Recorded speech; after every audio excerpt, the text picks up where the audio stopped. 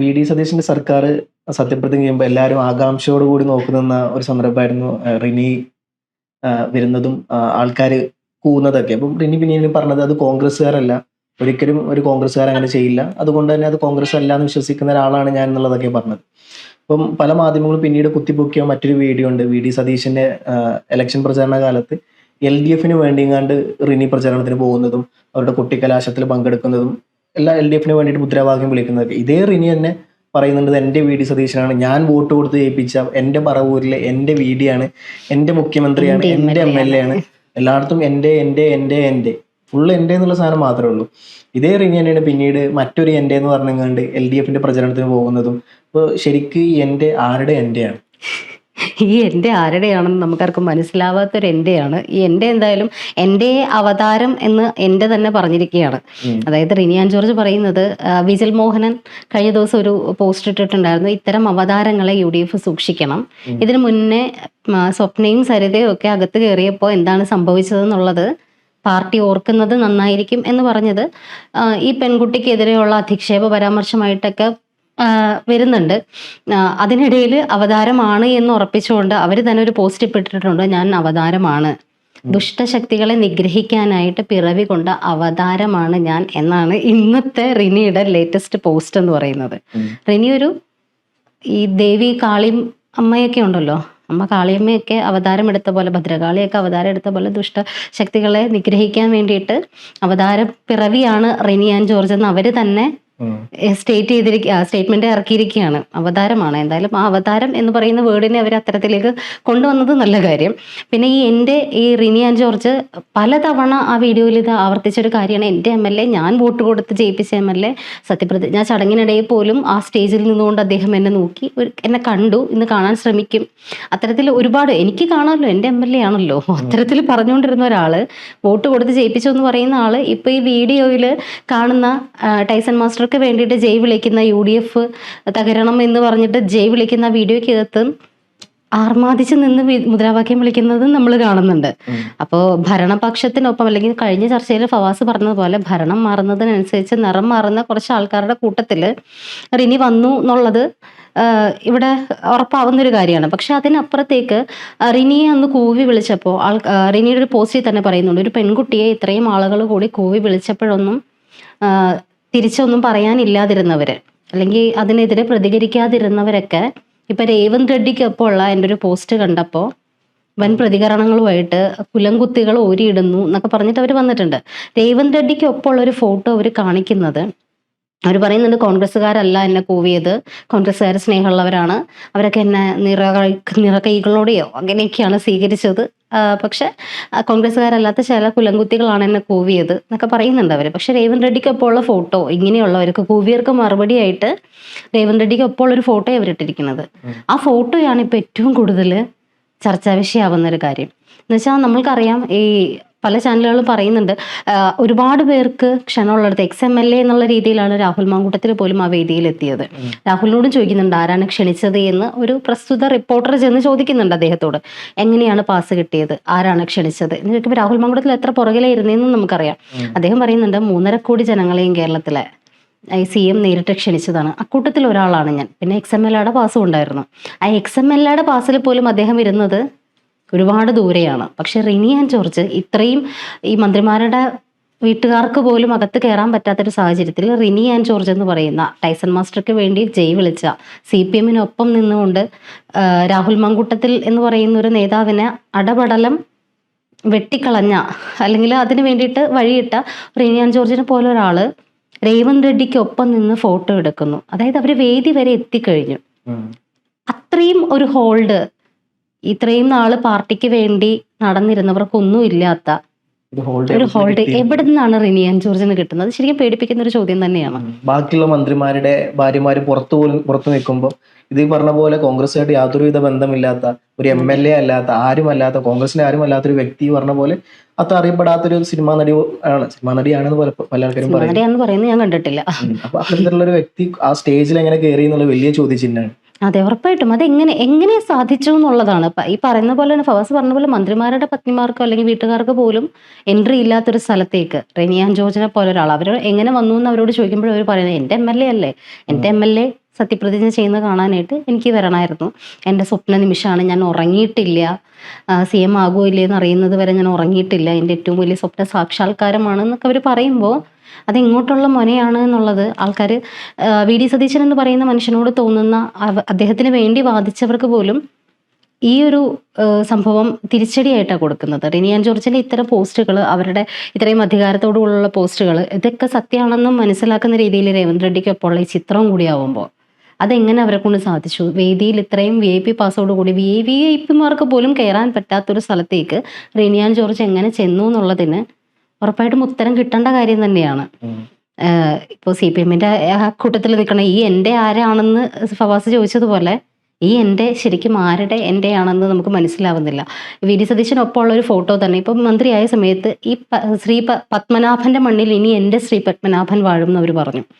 ആ ഫോട്ടോ ഇടുമ്പോൾ പോലും മുഖ്യമന്ത്രിക്കൊപ്പമുള്ള ഒരുപാട് VD സതീശനൊപ്പമുള്ള ഒരുപാട് ചിത്രങ്ങൾ അവർ കേക്ക് മുറിക്കുന്നതും അല്ലാത്തതൊക്കെയായിട്ട് ഒരുപാട് ഇട്ടിട്ടുണ്ട്. അപ്പൊ അവര് തമ്മിലുള്ളൊരു ബന്ധം അല്ലെങ്കിൽ അത്രയും അടുപ്പമുണ്ട് എന്നുള്ളത് ജനങ്ങൾക്ക് മനസ്സിലാകുന്ന രീതിയിൽ തന്നെയാണ് കാര്യങ്ങൾ പോകുന്നത്. പക്ഷേ ഇപ്പൊ ഇട്ടിരിക്കുന്ന CM ആയപ്പോൾ എൻ്റെ ശ്രീ പത്മനാഭൻ എന്ന് പറഞ്ഞിട്ടിരിക്കുന്ന ആ പോസ്റ്റിനകത്ത് ശരിക്കും VD സതീശന്റെ ഏറ്റവും കോമാളിയായിട്ടുള്ളൊരു ഫോട്ടോയാണ് അതിൽ യൂസ് ചെയ്തിരിക്കണമെന്ന് തോന്നുന്നു. അവരുടെ താളത്തിന് തുള്ളുന്ന ഒരു പാവയെ പോലെ ചിരിക്കുന്ന VD സതീശൻ മനഃപൂർവ്വമായിരിക്കും അത് ഇട്ടിട്ടുണ്ടാവുക. VD സതീശൻ ഒരു മോശം ആളാണെന്നല്ല പറയുന്നത്, പക്ഷെ ഒരുപാട് നല്ല ഫോട്ടോസ് ഉണ്ടായിട്ടും അക്കൂട്ടത്തിൽ റിനി പറയുന്ന തമാശയ്ക്ക് ചിരിച്ച് ഇപ്പോഴത്തെ ഒരു പൂക്കി ലെവൽ കുറേ ആംഗ്യങ്ങളൊക്കെ കണ്ടല്ലോ, അതുപോലെ മനസ്സ് നിറഞ്ഞ് ചിരിക്കുന്ന ഒരു സതീശന്റെ ഫോട്ടോ, അത്തരത്തിലൊരു ഫോട്ടോ ഇട്ടത് പലതും മുന്നിൽ കണ്ടുകൊണ്ടാണെന്ന് പറഞ്ഞാലും തെറ്റു പറയാൻ പറ്റില്ല. അതിനൊപ്പം തന്നെ ആഭ്യന്തരം കിട്ടിയത് രമേശ് ചെന്നിത്തലയ്ക്ക് അദ്ദേഹത്തിനൊപ്പമുള്ള ഫോട്ടോയും ഇട്ടിട്ടുണ്ട്.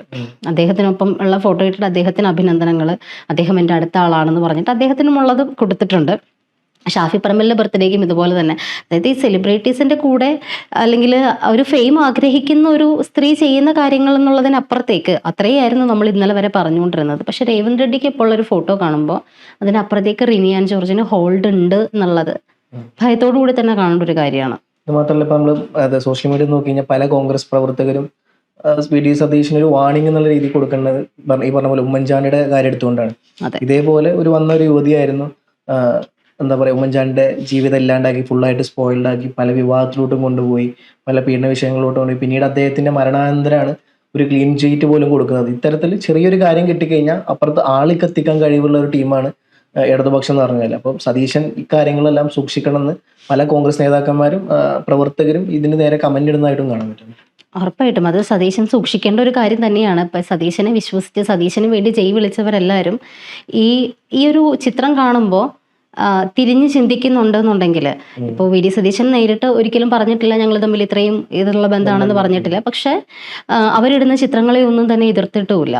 ഇപ്പോൾ VD സതീശൻ മുഖ്യമന്ത്രിയാകുമ്പോൾ നമ്മളെല്ലാവരും സന്തോഷം കൊണ്ട് ഒരുപാട് പേര് സ്റ്റാറ്റസ് ഇടുന്നുണ്ട്, അതൊക്കെ ഓക്കെ. പക്ഷെ അതിനപ്പുറത്തേക്ക് ഇത്രയും വെല്ലുവിളി നിറഞ്ഞൊരു സ്റ്റാറ്റസും വെല്ലുവിളിച്ചുകൊണ്ടുള്ള പോസ്റ്റുകളും, എനിക്ക് കണ്ടേ പറ്റുള്ളൂ, എൻ്റെ ആഗ്രഹമായിരുന്നു, എൻ്റെ സ്വപ്നമാണ് സഫലീകരിച്ചതെന്നുള്ള രീതിയിലുള്ള പറച്ചിലുകളും, അതിനൊപ്പം ഇപ്പോൾ കൂട്ടി വായിക്കുമ്പോൾ ടൈസൺ മാസ്റ്റർക്ക് വേണ്ടിയിട്ട് പ്രകടനത്തിൽ പങ്കെടുത്തതും അത് കലാശക്കുട്ടിന് ഡാൻസ് കളിക്കുന്നതും മുദ്രാവാക്യം വിളിക്കുന്നതും എല്ലാം കൂടി കൂട്ടി വായിക്കുമ്പോൾ ഈ വോട്ട് കൊടുത്ത് ജയിപ്പിച്ച അല്ലെങ്കിൽ റിനിയുടെ ഒരു വോട്ട് കൊണ്ട് ജയിച്ചു എന്നുള്ള രീതിയിൽ പരാമർശങ്ങൾ പോലും VD സതീശനെ സ്നേഹിക്കുന്ന വോട്ട് കൊടുത്ത പറവൂരുകാരുടെ മുഖത്തടിക്കുന്ന പോലെയാണ്.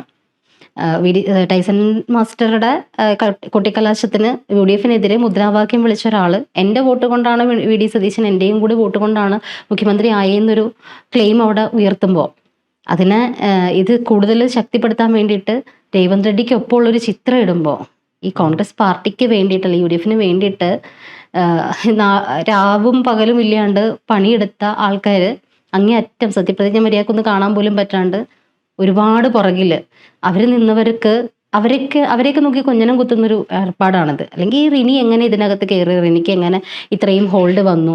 സാധാരണ ഒരു സത്യപ്രതിജ്ഞ കാണാൻ ചെല്ലുന്ന പറവൂരുകാരി എന്നതിനപ്പുറത്തേക്ക് റിനിക്ക് അവിടെ ഒരു ഹോൾഡ് ഉണ്ട് എന്നുള്ളത് ഉറപ്പിക്കുന്നതാണ് രേവന്ത് റെഡ്ഡിക്കൊപ്പമുള്ള ഫോട്ടോ വരുന്നത്. അപ്പോൾ അതെങ്ങനെ വന്നു? അത്തരം കാര്യങ്ങൾ ബഹുമാനപ്പെട്ട മുഖ്യമന്ത്രി ഉൾപ്പെടെ അല്ലെങ്കിൽ ആരാണെന്ന് വെച്ചാൽ വിശദീകരിക്കേണ്ട ആവശ്യമുണ്ടെന്ന് തോന്നുന്നു. ജനങ്ങളോട് അല്ലെങ്കിൽ അദ്ദേഹത്തെ വിശ്വസിച്ച ജനങ്ങളോട് അദ്ദേഹത്തിന് അത് വിശദീകരിക്കേണ്ടത് ഒരു ധാർമ്മികതയാണെന്ന് തോന്നുന്നു. എനിക്ക് തോന്നുന്നു ഇപ്പം ഈ പറഞ്ഞ പോലെ ഇലക്ഷൻ സമയത്ത് എല്ലാവരും ഒട്ടുമിക്ക സർവേ ഫലങ്ങളും പറഞ്ഞായിരുന്നത് പിണറായി വിജയൻ വീണ്ടും ജയിക്കും, 3.0 ലോഡ് ചെയ്യുന്നു എന്നുള്ള തരത്തിലായിരുന്നു. ഇവൻ ഇന്റലിജൻസ് റിപ്പോർട്ട് പോലും പിണറായി വിജയന് കൊടുത്തത് 3ാം വട്ടം ഭരണത്തിന് ചാൻസ് ഉണ്ട്. പക്ഷെ അവസാന ഘട്ടം എത്തിയിട്ടാണ് അവർ പോലും ഈ സാധനം മാറ്റി പറയുന്നത്, തോൽക്കാനുള്ള സാധ്യത കൂടുതലാണ് എന്നുള്ള സാധനം. അപ്പം അത്തരത്തിൽ വിജയിക്കാനുള്ള ചാൻസ് കൊണ്ടായിരിക്കാം ഒരുപക്ഷെ അന്ന് അങ്ങനെ പറഞ്ഞതും. തോറ്റു എന്ന് മനസ്സിലായി കഴിഞ്ഞപ്പം പാലത്ത് നിന്ന് ഇങ്ങോട്ട് ചാടുന്നു, ഇപ്പുറത്ത് UDF-ന്റെ ആളാണെന്ന് പറയുന്നു. ഇപ്പം ഈ പറഞ്ഞ പോലെ യൂത്ത് കോൺഗ്രസിന്റെ പദവി എന്തായാലും OJ ജനീഷ് MLA ആയതുകൊണ്ട്, മന്ത്രി ആയതുകൊണ്ട് സ്ഥാനം ഒഴിയും. ഇപ്പൊ വീണ്ടും അങ്ങോട്ട് വരുമ്പോൾ വീണ്ടും അടുത്ത സ്റ്റെപ്പ് എന്തായിരിക്കും? ഇപ്പൊ നിലവിലിപ്പോ നമുക്കറിയാം, ആദ്യം CPM-കാരുടെ ആകുന്നു, പിന്നീട് കോൺഗ്രസ് ഭരണത്തിൽ വരുമ്പോൾ കോൺഗ്രസ് ആകുന്നു. ഇനി പറഞ്ഞ പോലെ യൂത്ത് കോൺഗ്രസിന്റെ പദവിയിലോട്ട് വീണ്ടും രാഹുൽ മാങ്കൂട്ടം വരികയാണെങ്കിൽ വീണ്ടും തിരിച്ച് ഇങ്ങോട്ട് ചാടും എന്നുള്ള ചോദിച്ചിട്ട് പ്രീനയുടെ മുമ്പിൽ ഇനി ഇരിക്കുകയാണ്. ഉറപ്പായിട്ടും രാഹുൽ മാങ്കൂട്ടത്തിന്റെ വിഷയത്തെ പറ്റിയിട്ട് ചോദിച്ച മാധ്യമപ്രവർത്തകരോടും അവർ പറഞ്ഞത് ഇത് ക്ലോസ്ഡ് ചാപ്റ്റർ ആണെന്നാണ്.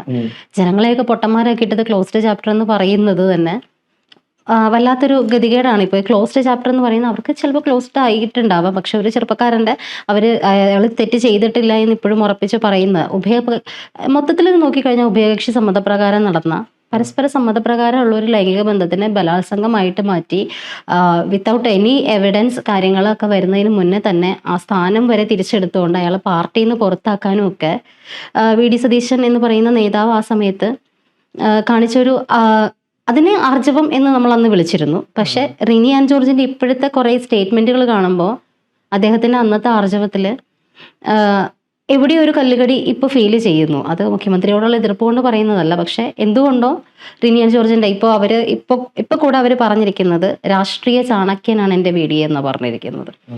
അപ്പോൾ രാഷ്ട്രീയ ചാണക്യനാണ്, മന്ത്രിയാവാൻ ഞാൻ ഒരുപാട് പ്രയത്നിച്ചിട്ടുണ്ട്, ഒരുപാട് പ്രാർത്ഥിച്ചിട്ടുണ്ട്, ഉറക്കമില്ലാണ്ടിരുന്നിട്ടുണ്ട്.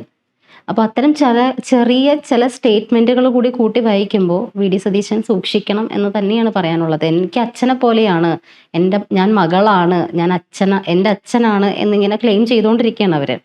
അപ്പോൾ ഈ മകളുടെ ഭാഗത്ത് നിന്നും VD സതീശൻ മകള് തന്നെ അച്ഛന് പണി കൊടുക്കാണ്ട് സൂക്ഷിക്കുക എന്നുള്ളത് VD സതീശൻ എന്ന് പറയുന്ന നേതാവിൻ്റെ അടുത്ത ഒരുപാട് അഭ്യുദയകാംക്ഷികൾ അല്ലെങ്കിൽ VDയെ സ്നേഹിക്കുന്നവരുടെ ഒരു പ്രാർത്ഥന കൂടിയാണ്.